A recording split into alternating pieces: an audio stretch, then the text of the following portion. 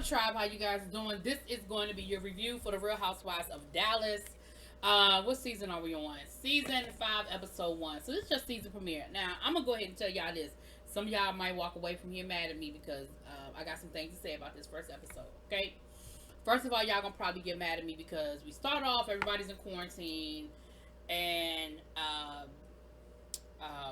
Stephanie is inviting everybody over for a pool party. And let's just go ahead and get this out the way now. Stephanie says, listen, we are filming a TV show. Everybody has been tested 5 gazillion times. So if you see us hugging or you see us without a mask on, please know that we good. Okay? This is a protected space. Okay? I'm here for that one, Stephanie. I'm with you. She said, save your tweets. And I'm with you. Say your tweets, y'all. The first 15 minutes of this episode was about Cameron and her dog. Now listen. I like dogs. I've even had a dog in my life. But I'm not one of those dog owners. Okay? Her dog died, Louie, right? She's got a new dog.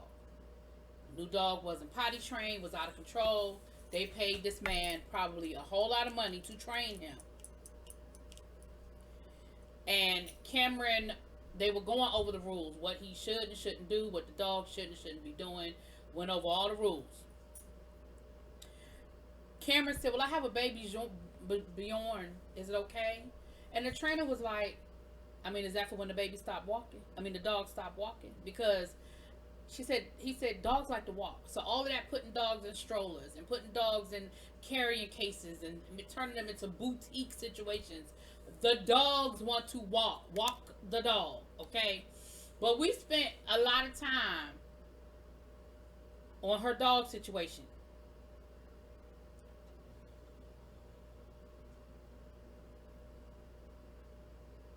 Don't care.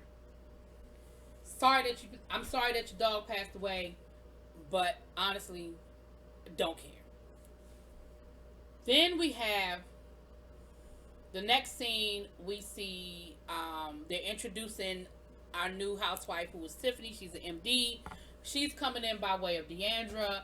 Mama D done met the girl in one of her little surgeries. She's an anesthesiologist. She done met the woman in one of her surgeries and basically brought her in as her other daughter. And Deandra was like, yeah, she's the daughter that she likes. She's the daughter that.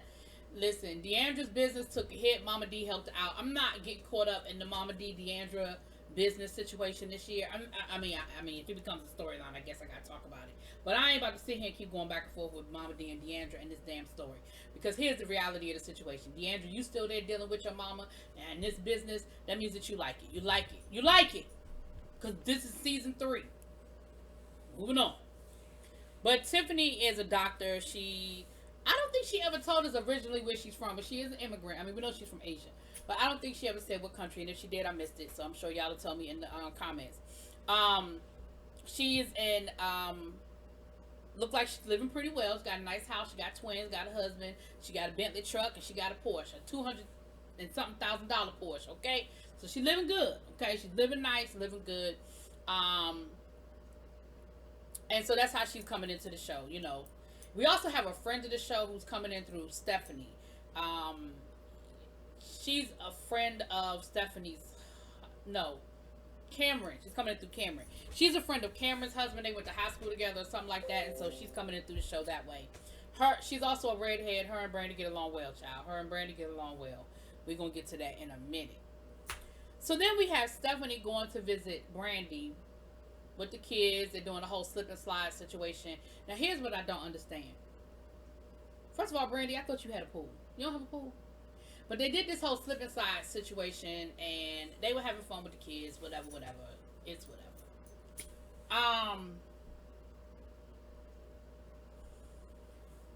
Here's where y'all probably gonna get a little irritated with me.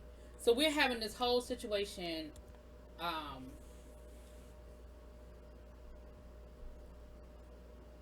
with what happened last year with Brandy, with the video resurfacing of her mimicking an Asian woman talking about her slanty eyes.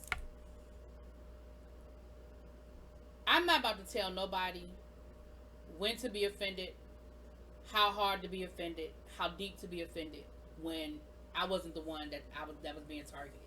So I'm not going to tell anybody in the Asian community what they can and cannot be offended by, and how hard and how deep that goes. Okay, let me start there. I'm done. But bravo, what you not gonna do is give us this whole episode with Brandy and her crocodile tears, apologizing, and then we just gonna slide on through and we're gonna be over it.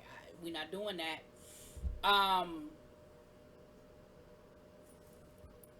What the heck? Brandy and Stephanie have a moment outside. Brandy starts crying, talking about how upset she was, how she had to go away because she was suicidal because of how horrible the situation was, and how hard it was on her. And again, I'm not going to sit here and lessen nobody's pain. If you were suicidal, far be it from me to say you were, you weren't, you should, you shouldn't. I ain't having that conversation either. But I was like, okay, so we're going to address it. That's how we're going to address it. And let me be clear. The only reason why I think this became a thing last year is because she went so hard on Leanne at the reunion about Leanne being racist. Like, I really think that's the only reason why this even became a thing. That video was old. I feel like it resurfaced simply because of how hard Brandy went in on Leanne about Leanne making the comments about being a Mexican.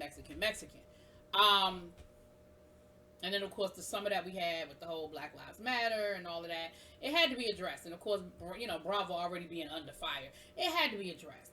But you have Deandra, y'all know I always say the girl name wrong, talking about, well, I don't think she meant it.